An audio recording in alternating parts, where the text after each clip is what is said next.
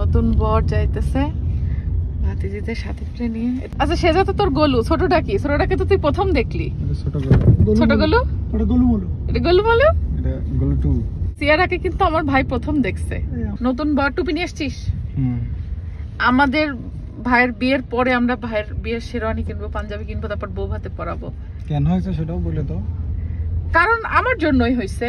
আমি লন্ডন থেকে flight miss করছি, অবশ্য আমার ইচ্ছা করে মিস করি নাই, হিথ্রো এয়ারপোর্টের ইনসিডেন্টের কারণে আমি মিস করছি।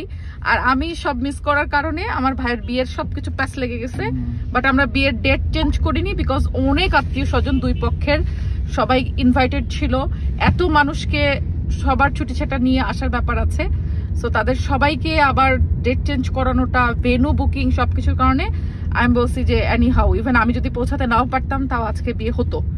সো আল্লাহ আমাকে পৌঁছাই দেওয়ার ব্যবস্থা করছে, এটাই অনেক আলহামদুলিল্লাহ।